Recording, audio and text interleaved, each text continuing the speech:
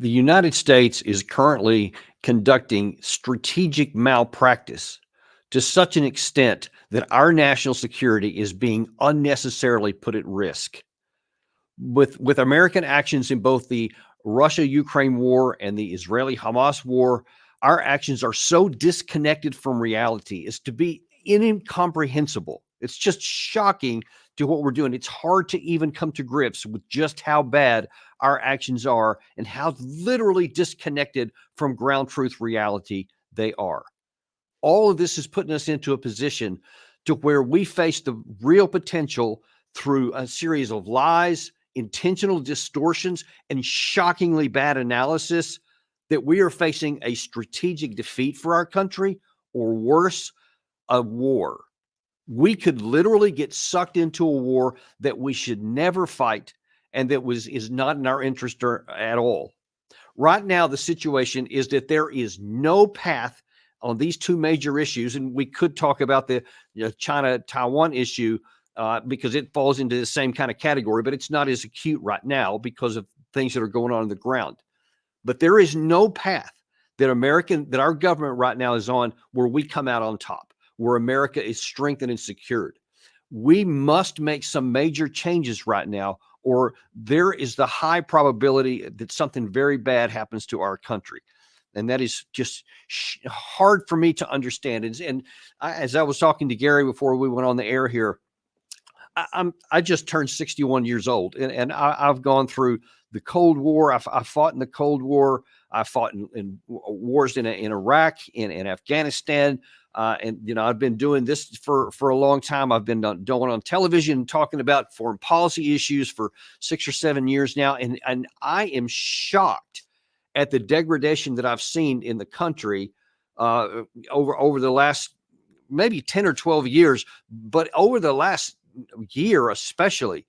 It's just hard to fathom how bad things have gotten. And let's get into it to show you how. Now, one of I think the fundamental reasons why the elite in Washington have gotten into this position that we're at is because we have this belief that we're incapable of defeat.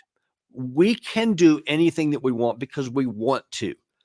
If we decide that the earth is no longer round because that just doesn't fit our preference, then we'll just say it's not round. And if we say it enough, it'll just become true. And of course, it doesn't matter what you say. The earth is round. There are some things that you can massage. There are some things you can influence, and you can move things in one direction or another. But what you can't do is change reality. What you can't do is ignore things that are true on the ground, and then from Washington, D.C., just have this fantasy view that you can just change reality around by words and in saying with enough emphasis on camera, and that somehow that's going to make a difference. Because, folks, when reality runs into spin, reality will eventually win. We saw this play out most recently in Afghanistan in 2021, and it was a humiliation for our country, but it was entirely predictable. The cost in that one was really bad for the Afghan people, the Afghan government, the Afghan military, and then all the people who have since. And it was humiliating and shameful for us because the people that we were against for 20 years, the Taliban, are in charge to this day. That one was bad. Now then, we're at a place where it could be catastrophic for us. And this, I'm going to play this clip here. I've played a few times by the president, but not just to point out to him individually. If it were only one person, this would be more manageable. But what he says here is broadly believed by a whole section of American elite in Washington, D.C., among the foreign policy and the political elite.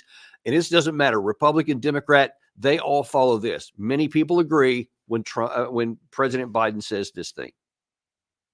We're the United States of America, for God's sake. The most powerful nation in the history, not in the world, in the history of the world. The history of the world. And we're not. Okay, we're a very strong nation. See, if we just acknowledge the truth that we are very powerful, we have a large nuclear triad, we have a great Air Force, Navy, strong ground forces with the Army and Marine Corps. We have the ability to project power like probably nobody else on the earth does. We can do a lot, but it's not unlimited. There are limits to what we can do, and there are reasonable things that we should not do because there are other powers that exist in the world: China, Russia, Iran, North Korea, the global South, Europe. There are many other areas that have their own interest and now then their own powers. And people are starting to have a lot less interest in just doing what they're told by Washington. Now, a lot of that is because of decades of malpractice, going all the way back to Clinton, Bush, Obama, the Trump administration. There are no clean hands in this. Some have been worse than others. Some have been better in some areas, but we've all been kind of going in this direction where we've been just slowly degrading our reputation and credibility in the world, both among our friends and our adversaries, at the same time, and giving impetus to our adversaries growing in power, economic and military power. So they're not just going to be told what to do anymore because they don't have to. They actually have the capacity to push back. Well, first, let's take a look at the Israeli part of this, the Israeli-Hamas war. That's something that happened because of October 7th, the terrorist attack by Hamas against Israel. And anyone in the world, and initially almost everyone in the world, did recognize that Israel had a right to defend itself against these terrorists who slaughtered lots of innocent people, most famously at that open-air concert. But what Israel did in response, how they handled it, was not okay. And it started going against American national security quickly. You may remember early on, President Biden, actually, to his credit, went out there, and I think within days, and said to Israel, don't make the same mistake we did. Don't get carried away by the emotion after 10/7 like we did after 9/11 and overreact to these kind of things. He gave a warning to that. It was, of course, ignored because it appears that many in Israel have said, all right, they're tired of this stuff and this problem they have with Palestine, so they're going to eliminate Palestine once and for all, and they've been going on this genocidal killing spree. Well, it finally got to a head because now that enough people in the United States are finally saying enough is enough, and even Democratic supporters of the president says, no, we're not going to support that anymore. You got to do something. So we sent Secretary of State Blinken in late March to Israel to talk to Netanyahu to say, hey, this whole thing now, you're getting into the last part here, Rafah, where there's like over 1 million people. If you go into there militarily like you said you're going to, many more people are going to die. We can't do that. We can't keep giving you weapons and aircraft and all kinds of support if it's going to end up killing all these innocent people. I wish it was because of the morality of it, but from the administration perspective, because of the electoral issue among their voters heading into November. So I believe it was the 22nd of March, Blinken flew to Tel Aviv to meet with Netanyahu and said this on the tarmac. We also talked about Rafah. We share Israel's goal of defeating Hamas, which is responsible for the worst massacre of the Jewish people since the Holocaust. And we share the goal of ensuring Israel's long-term security. As we've said, though, a major military ground operation in Rafah is not the way to do it. It risks killing more civilians. It risks wreaking greater havoc with the provision of humanitarian assistance. It risks further isolating Israel around the world and jeopardizing its long-term security and standing. Okay, that makes sense. That actually was pretty reasonable what he said in public there. That was reinforced 2 days later by the Vice President of the United States, Vice President Harris, when she said this in an interview. We have been clear in multiple conversations and in every way that any major military operation in Rafah would be a huge mistake. Let me tell you something. I have studied the maps. There's nowhere for those folks to go. And we're looking at about 1.5 million people in Rafah who are there because they were told to go there, most of them. And so we've been very clear that it would be a mistake to move into Rafah with any type of military operation. A mistake, but would there be consequences if he does move forward? Well, we're going to take it one step at a time, but we've been very clear in terms of our perspective on whether or not that should happen. Are you ruling out that there would be consequences from the United States? I am ruling out nothing. But she's also not ruling in anything either. So you had the Secretary of State fly there, don't go into Rafah. It's time to make some changes. You had the Vice President say you can't do this, or implied that there could be consequences. And in response to this, what does Netanyahu say? אמרתי לו שאני מאוד מעריך את העובדה שיותר מ5 חודשים אנחנו עומדים יחד במלחמה נגד החמאס. אמרתי לו גם שאנחנו מכירים בצורך לפנות את האוכלוסייה האזרחית מאזורי המלחמה, וכמובן לדאוג גם לצרכים ההומניטריים, אנחנו פועלים לשם כך. אבל גם אמרתי שאין לנו דרך לנצח את החמאס בלי להיכנס לרפיח ולחסל את שארית הגדודים שם. ואמרתי לו שאני מקווה שנעשה את זה בתמיכה של ארצות הברית, אבל אם נצטרך, נעשה זאת לבד. So he's like, yeah, thank you for your information and your personal opinion, Mr. Blinken, but we're going to do whatever we want to do. But you're going to keep giving us all the stuff that we asked for. And of course we are. So the vice president implied maybe there'll be consequences, but she wouldn't say there were. And there haven't been. So I think it was a few days after this that Israel launched a large attack into Syria, where they killed about 40 people, mostly Syrian soldiers in Aleppo, because they claimed there was something going on there that implied there's security. We don't really know. We never know what was going on. All we know is that they attacked into a foreign country and killed their military soldiers. Now imagine what American would do if our soldiers were killed. You don't have to imagine. We do it all the time. Anytime someone kills our soldiers, we go back and retaliate, right? Then 3 days later, then Israel goes and I think it was yesterday, attacked an embassy, an Iranian embassy in the capital city of Syria, in Damascus, and kills a number of their top generals and diplomatic personnel. And Israel then just kind of like says, yeah, we're not going to talk about it. That's what they say. We don't discuss those kinds of things. Then in the Gaza Strip, there was a bunch of aid workers that were executed and shot. And Israel's like, we'll check into that. Do you see over and over, there is no consequences to anything. Who's running this show? It's clearly not the people in Washington, but folks, we're tied to all of that. And when people see that, like earlier in today's news, in addition to the 25 F-35s we offered last week, now 50 F-15s, an additional $18 billion. $18 billion the president wants to give to Israel. That's what we keep offering. That's our so-called consequences. Now, when people see this, and especially in the region, we had Colonel Doug McGregor on earlier today, and he was talking about some of these things. And he said, look, when people see that America supports Israel and it happens, these things have blowback on us as well. And especially in terms of this attack against the embassy, which is unprecedented. Nobody does that. There is a Geneva Convention, and so far everybody, Russia, China, North Korea, Iran, they've never attacked an embassy. For all the terrorist attacks that have been done, they haven't gone against embassies, at least not any of ours.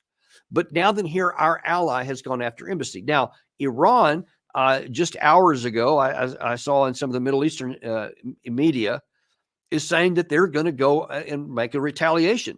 They're saying they're not going to let this stand. Now, Israel may think that this is going to cow people down. I don't know, because it's also possible that they actually want to expand the war, that they want to draw the United States in there so that instead of us talking about standing against, anything that they're doing in Rafah, that we'll be in the war with them and that we won't have any choice but to completely support. And of course, that's what Israel wants. They want all of their enemies wiped out in the Middle East so that they can live at peace. And if that means drawing America into a war, they're okay with that. Well, folks, I'm not okay with that. There doesn't need to be any war. And especially one that the United States gets sucked into. I mean, we saw a disaster for 20 years in Afghanistan. We saw a continuing disaster in Iraq. We're still there today. We went in March of 2003, and we're still there to this day. And any talk about pulling them out, everybody in the elite Washington always says, no, we can't do that. We have to have them there for fill in the blank. They make up all kinds of reasons, and the reasons always change, but they keep them there. That's those two. So you're talking more than 2 decades of those two disasters. And you want to get us sucked into one that's even bigger against a country that, by the way, is not like Iraq, is not like Afghanistan. They actually have a very powerful missile capability. They can, in fact, damage us. Their air power is very weak, but they do have some air defense. But their missile forces especially, they do have speedboats. They can mine the Straits of Hormuz, which could just devastate the global economy. Why in God's name would the United States want to even toy with the possibility of having things escalate out to there? Whose benefit is that in? It's not America's. It's not yours. It's Israel's and Israel's alone. But as I keep saying, it's not even in their interest, because no matter what they think, this is disaster for Israel. If it goes down this path, they're not going to succeed. They're not going to be able to literally kill everyone in the Middle East that they don't like. That's a twisted mentality. It's never going to work. All they're going to do is gain more enemies and more violence for their people. As Ambassador Chaz Freeman said on this show not long ago, these are seeds that are being planted they're already done. These things are going to be sprouting for a long time to come and throughout this region. There's already enormous damage done to Israel's long-term security that can't be undone by anything. Even if we started acting sane today, we're not going to be able to do it because of all the damage that we've done up to this point. But folks, it could get a lot worse. Now, that's just one theater. That's in the Israeli-Hamas war. Now let's look over at what has the even bigger potential for it to go bad and sideways, and that is the Russia-Ukraine war. Now, early off in this war, we had Secretary of State Austin go publicly on television and without embarrassment say that we're helping Ukraine, but our objective, America's objective, is to cause harm to Russia. We want to see Ukraine remain a sovereign country, a democratic country, able to protect its sovereign territory. We want to see Russia weakened to the degree that it can't do the kinds of things that it has done in invading Ukraine. So, and look, that was so foolish because that's a temporary condition. Russia underestimated the ability of the Ukraine side to resist. They underestimated the scale of the problem that they had. They overestimated their own capacity, and the initial operations, especially through the first 6 to 9 months, were embarrassing to sometimes just disastrous for the Russian side. But it was always clear from the beginning that was going to be a temporary condition. Russian history has often started wars of disaster, just horrible. But then they almost always recover and get stronger as a result of it. And you don't have to look any further than the Russian natural resources. They have the ability to have industrial capacity. Their manpower pool is quite large, certainly orders of magnitude larger than the Ukraine side.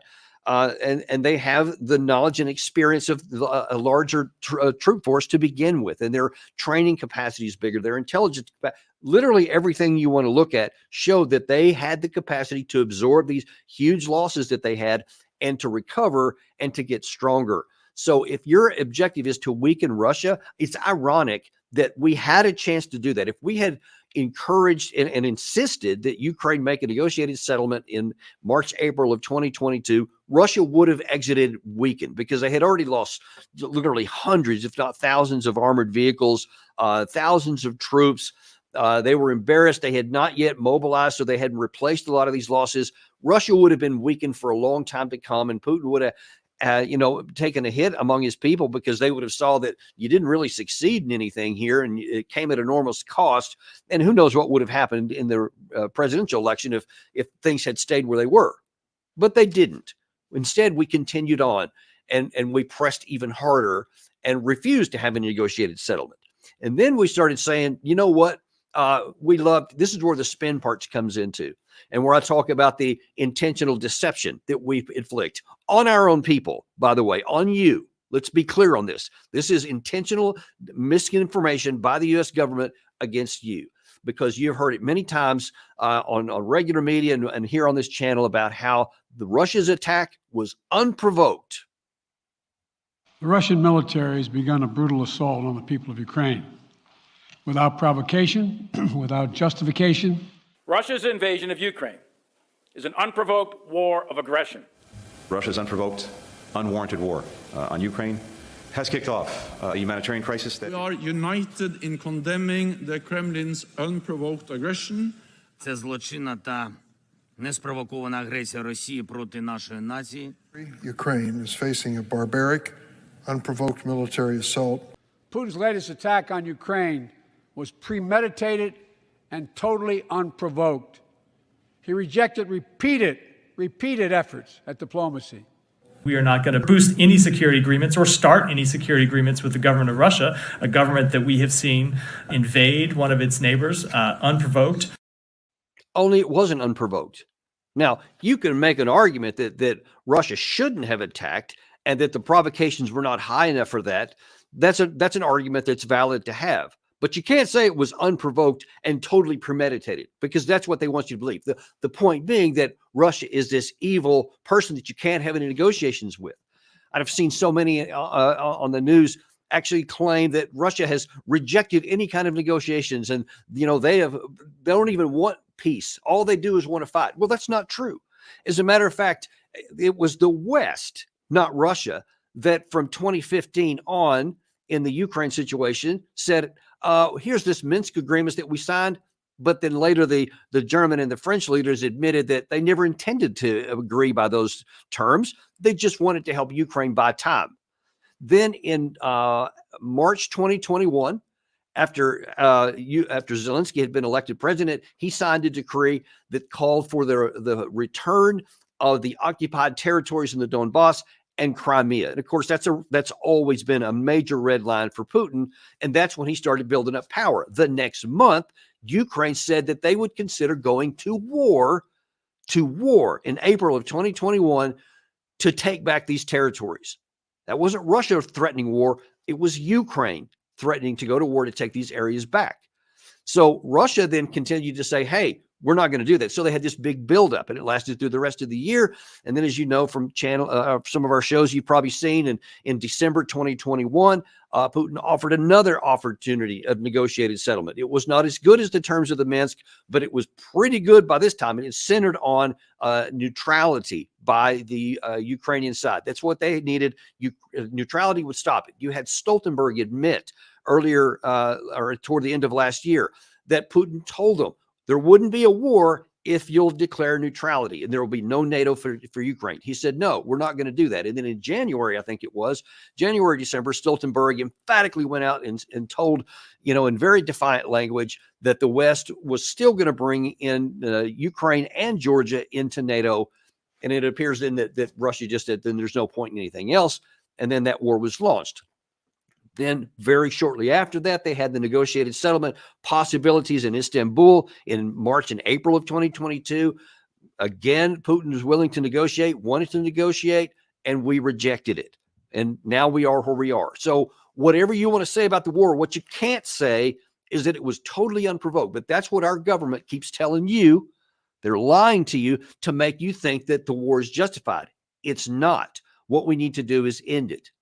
And then now let's look later on in the war. So in 2023, there was a summer offensive that the Ukraine side launched. And we'd been building up for a half a year on this, providing thousands of armored vehicles, millions of shells of rounds, training, intelligence support, tanks, Bradleys, armored personnel carriers from U.S., France, Germany, U.K. I mean, all kinds of stuff. Everything we had. And you may recall, we've shown where Petraeus went on shortly before that. Things started in late May, I believe it was, of 2023, and said that Ukraine is going to win. They're going to drive through to the Russian, the Azov coast, split the Russians, cut off the land bridge, and move into a position to where in 24 that they can continue to sit them out. He said, Petraeus actually said, I think that the Russian defenses may crumble and crack. That's what he said. And instead, that's the opposite of what happened. As I wrote at the time, not because I'm brilliant, you don't have to be brilliant. You just have to be willing to look at reality on the ground. And I said that this is going to be disaster. There is almost no chance of success. I said, even if Ukraine did manage to get as many as like 50 kilometers deep, even that wouldn't be enough. But the likelihood is that they wouldn't get that far. To my surprise, they didn't even get as far as I thought. I thought they may get 20 to 30 kilometers. They didn't even get 10. And it was literally barely a denting of the line. They didn't penetrate the main line of defense anywhere, and there were 5 main lines of defense. So it was self-evident that none of the fundamentals necessary to conduct an offensive operation into a dug-in enemy force were present. No one should have thought they were going to win. And yet, 6 months into the counteroffensive, when it was patently obvious that everything had failed, you had John Kirby try to tell you this. If by exit strategy he's talking about an end of the war, I'd offer this. Mr. Putin could end it today if he just pulled his troops out of Ukraine where they don't belong. That probably isn't going to happen. The Ukrainians want this to end immediately, and we all want to see this war end. But it's got to end on terms that President Zelensky and the Ukrainian people can accept. Their country has been invaded. Imagine how Americans would react if it was on our soil. They want Russian forces out of their soil. We want to help them succeed on the battlefield so that if and when President Zelensky, and only President Zelensky can determine when it's time to sit down with President Putin, that he can sit down and have a diplomatic dialogue with the wind at his back and with some strength. Yeah, sure. Yeah, Putin could end it tomorrow by just leaving. Why would he? Why would he do that? He's been in a fight at that point for about a year and a half, a little over a year and a half. And he was succeeding. His plan was starting to succeed. So why would he leave? And to just mock him and say, yeah, he could do that, that's fine. It plays well because people don't like Putin. But what that does is it covers over the fact that our strategy is disastrous. And that's actually part of a bigger problem. We don't actually have a strategy. And let me drive that home a minute. Anytime you do anything, any kind of business that someone runs, any kind of an operation that somebody does, or even some personal plan that you got to have a strategy. You got to have some idea what you want to accomplish, and you got to know what it takes to succeed, what your resources are, how long it might take, and what are the chances of success or not. Because you're not going to start a business, for example, if it's going to require $20 million and you have like 150. $150, that's not going to quite be enough. So it would be foolish to start something you couldn't finish, but we don't even have a strategy for that. So aside from Austin saying we wanted to weaken Russia, whatever that meant, we don't have an exit strategy. So when we tried this operation here for this offensive, which predictably failed, they don't know what to do next. And instead of admitting that, instead of recognizing belatedly even, God, we just made a mistake here. We got to do something different. Instead, one of the senior NATO officials just a week or so ago was being interviewed by a European news outlet, and an Admiral Bauer was asked about the 2023 offensive. He's asked, can we still win? And then he pivots to the 23 offensive. Do you think that Ukraine has still an opportunity and possibility? There isn't a possibility for Ukraine to win. Yes. And I think we have been overly optimistic in 2023 when we supported the efforts of Ukraine with regard to the counteroffensive in the summer, in the spring, early summer. And we have done that with, we as not NATO, but the 15 nations that support Ukraine have done that through weapon systems, ammunition, training of Ukrainian soldier in a lot of nations, developing the military plans and things like that. So that was done. And then, as with many things in our societies, people think if you plan for it, then it will be successful. I really couldn't believe that last part there. He actually said that. And when you watch it in context, I thought maybe he's going to say something else like, but that's not how it really works. But he didn't. If you just plan it and you want it to happen, it'll happen. No, it won't. And you weren't just over optimistic in the 2023 offensive. You were blind. And it was shocking that the highest ranking people in the NATO alliance, that the highest ranking people in the United States actually thought that that's what would happen, that they would succeed. There was no way they were going to succeed. It was patently obvious if you looked at the ground. If you were willing to look at the reality, you knew that wasn't going to happen. But now that you see here, we're into the third year of this war, and we're still either self-delusion, lying, or we have hysterically bad ability to analyze situations. I'm not sure which it is, but I know that this is not going in a good direction. And it has to be something that we fix and fix really quick. But it doesn't look like we're going to, because now then here of late, you have the French saying that now that they see that the tide is definitely turning, not just did the offensive fail last year, but now then Russia's offensive counteroffensive is starting to work, and they are making progress literally all across the front line. So what should we do then? Should we recognize that things aren't working, that let's try to have a negotiated settlement, that let's, cut bait and it's to say, hey, let's cut our losses here before it gets even worse? No, you have the president of France trying to double down. On the other hand, they have not decided to send any troops at all. And they let you know as soon as you said that. We can always come back to that, and I'm going to get to the bottom of it. That's what the French are asking. But they're absolutely right. But I say today, we've decided on this, and it's a change. We decided it in Paris. It's the start of a new awakening. Then, I tell you, we'll do what's necessary to achieve our goal. A new awakening. Man, I wish that awakening was that we're finally going to see reality and we're going to see things the way they really are. And we're going to make sane, logical, rational choices that benefit our alliance, that benefit our national interests. And then we're going to take action appropriately. Instead, it's like he's staying in this fantasy land. Look, France isn't going to do anything. Do you realize that France makes about 3,000 artillery shells a month? The max capacity they have right now is about 3,000 shells per month. Russia's making about 250,000 shells per month. France can't sustain anything. And France has given so much of their stuff away to Ukraine, their own military capacity is weakened.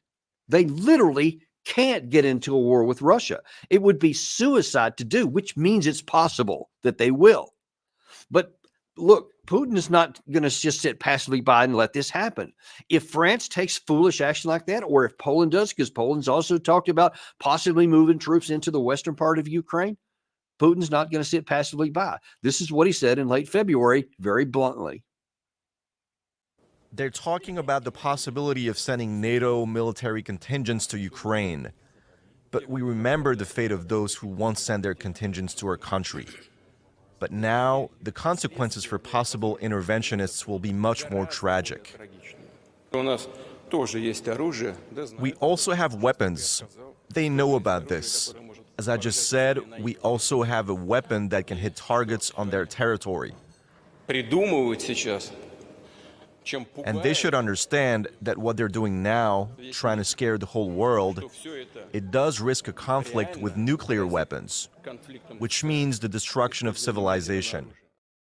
Now, you would think that, okay, now that we're talking about the possibility of nuclear weapons directly in retaliation or response, if a Western NATO military alliance moves into conflict with Russian forces in its war with Ukraine, then, okay, hang on, that's a different deal. We need to cool the jets here a little bit. That's what you would think that any rational person would do, even one that hates Vladimir Putin.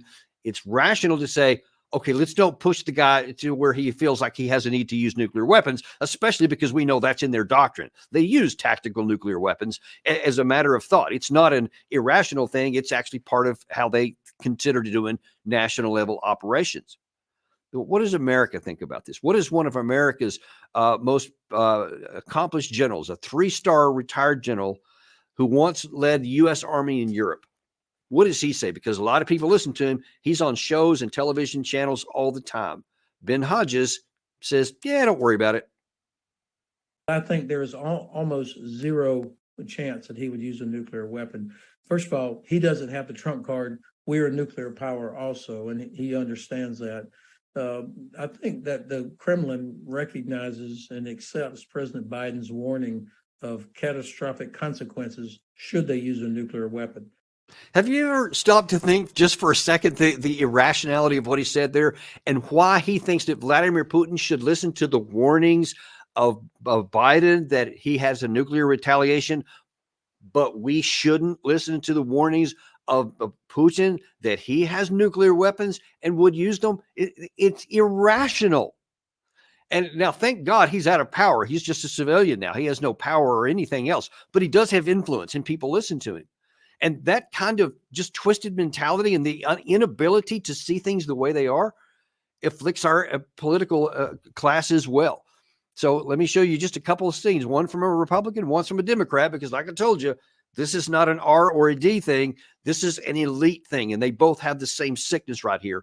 Here is Schumer after a passage of a bill that he claimed was going to make a big difference in the war. Today, we witnessed one of the most historic and consequential bills to have ever passed the Senate. It's certainly been years, perhaps decades, since the Senate passed a bill that so greatly impacts not just our national security, not just the security of our allies, but the security of Western democracy. That is breathtaking, and it's just nuttiness. That all the things that our American U.S. Senate has done over years, this is one of the most consequential. It was a bill that was passed. You saw that February 23rd, I think it was. We're in April now. That was one half of a bill that was supposed to go to the House, which to this day has still not been voted on. The earliest that any version is going to get voted on is going to be starting on sometime the 9th in this month. And we'll see if that happens. I have my doubts. But even if it does come out, even if the Speaker of the House decided that, you know what, I'm just going to sign off on whatever Schumer said, and we're going to give it to him with no changes or anything else, $60 billion would go to Ukraine. That won't make any difference at all in this war. Ukraine has a human resource problem. They have a shortage of manpower. They also had this huge disparity in artillery shells. $60 billion is, only a portion of that is actually going to go to Ukraine. Most of it is going to go to American arms dealers. Did you know that? Not much of it is actually going to go to Ukraine. So it's going to even have not much of an impact on the ground in Ukraine anyway. You see these guys here from, I think it was December, when Zelensky met with all these executives of all the big military industrial companies. They're loving it. Of course, they don't care where the money goes. As long as it goes through them, it gets funneled out there. They're cool with it, but it's not going to make any difference in the war. I don't know if Schumer is unaware of that or if he doesn't care about it. Maybe he only cares about the money, that maybe he cares about the support that he'll get for his next reelection campaign or more jobs in his state. I don't know. I can't talk for what his motivation is, but I can tell you authoritatively, he is flat dead wrong. This will not be a consequential bill, even if it passes. It won't make any difference in the war. Russia has trumped everything that Ukraine does. No matter how many cards you put down, Russia has more to put down. Every month they get stronger and stronger in air defense, air capacity. They actually are still making aircraft, helicopters, and jets. They are repairing things that go down. They have a logistics system. They have an electronic warfare system that is continuing to escalate in capabilities. Upwards of 80% of Ukrainian drones don't even make it to the battlefield because they get knocked out with electronic means. 80%. Meanwhile, their ability to make drones is just continuing to go through the roof. It's getting stronger and stronger and stronger. Their missile systems are getting more powerful and more accurate. They're getting larger caliber weapons that are firing in there. Ukraine can only shoot down about 20% of them now. Russia's firing more and they're shooting down less of them. You see, every way this goes is going in Russia's favor. Russia now is recruiting about 30,000 troops per month. Ukraine is lucky if they get a handful of thousand forced into compliance. People who don't even want to fight. They're being literally grabbed off the streets. Every capacity one looks at, Ukraine is going to lose the war, and they are losing the war. The longer we go to ignoring these things, the greater the risk is going to be that we get sucked into a war, either in the Israel, we get sucked into a war with Iran, or somewhere else in the Middle East, or here in Russia. Because both of those things are possible, and they would be catastrophic for American interest. There is no reason on this planet that America needs to be in a war with anyone. Our national security capacity in a defensive role will keep anybody from unprovoked attack against us because we do have a genuine ability to make punishment on somebody. But if we go looking for trouble, if we go fighting a war in the Middle East again, and we have to deploy into Iran, if we have to go into Russia or into the Europe and to fight against Russia right there, we don't have that capacity. Folks, we can't sustain a war. We can respond to things, but we don't have the ability to sustain a war. Our missile capacity can last literally a matter of weeks in a high-intensity warfare.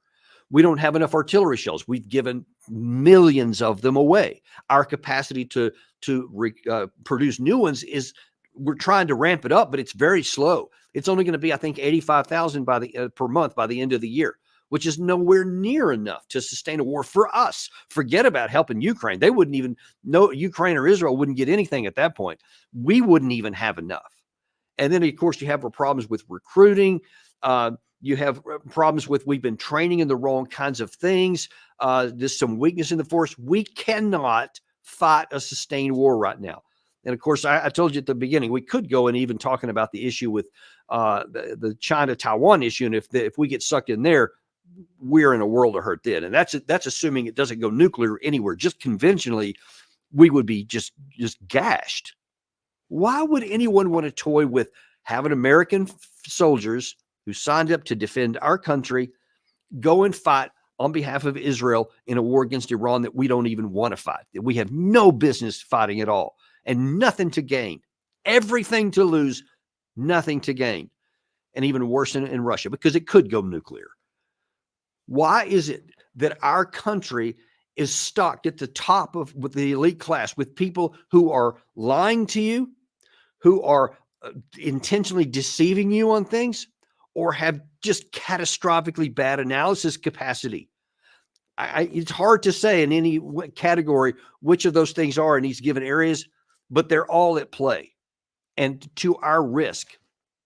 And we have got to get to the place to where we finally do the right thing and stop doing these insane things and having these crazy ideas that we're incapable or that we're impervious to loss. We can do whatever we want. We'll always succeed.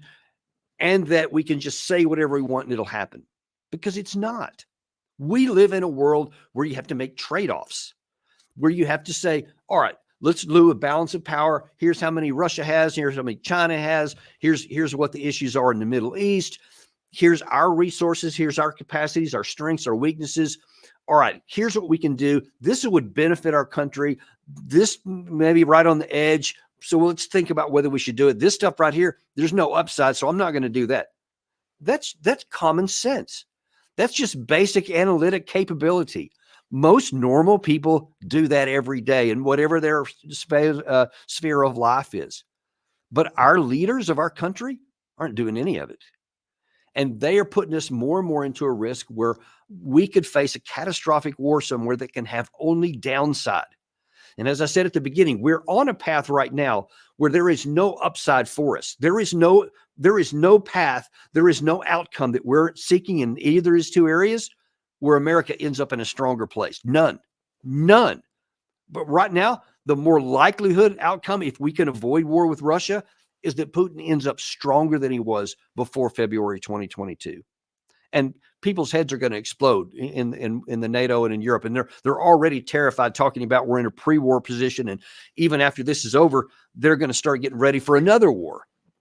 We'll talk about that another time because that's beyond the scope of this. But people are definitely talking about that. And I mean openly at the highest levels in NATO countries and European countries.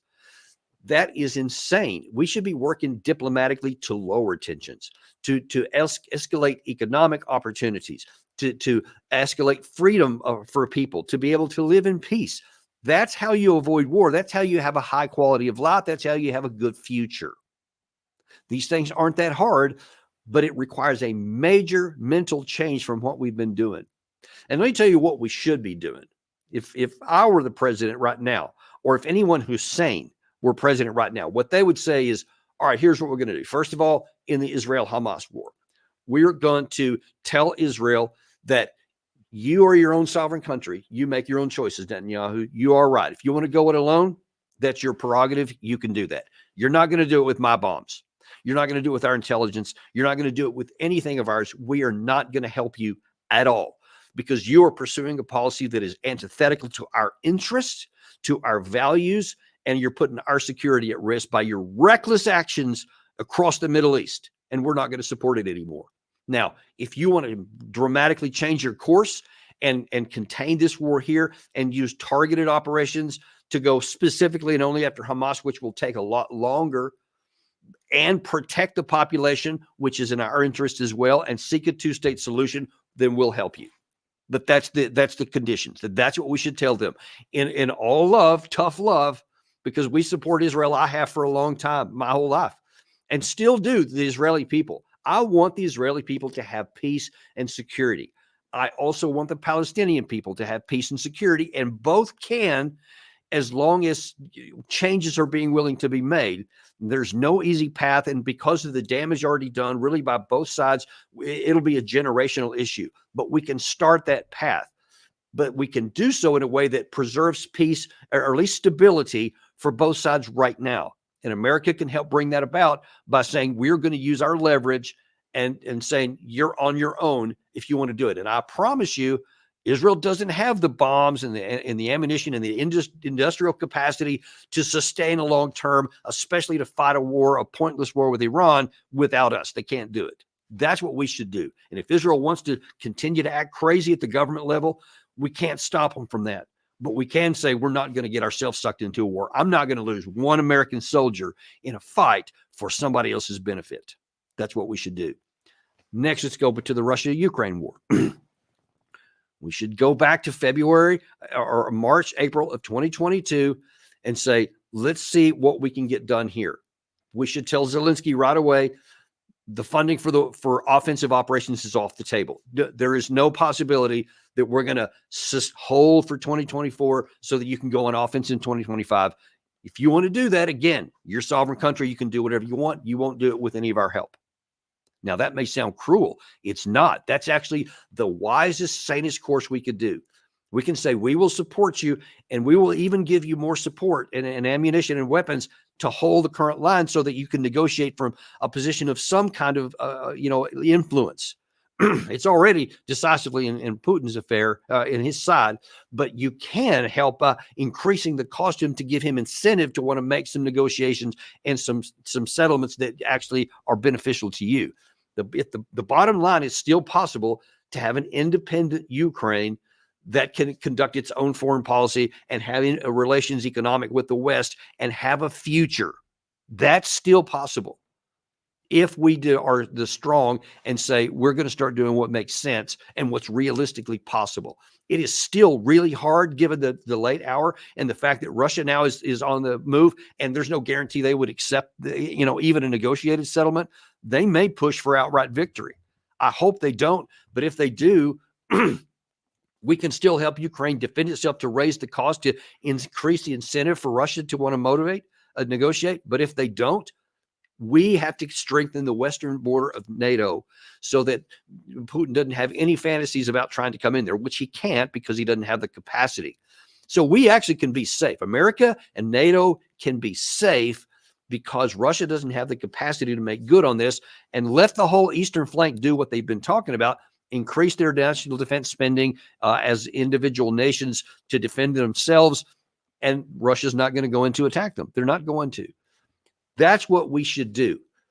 That has the best chance of stability in Europe. And again, it's going to be a generation because of the damage and the harm done by both sides to each other. No one's going to want to talk about friendship or peace in our lifetimes, probably. It's going to be beyond that, at least another generation away.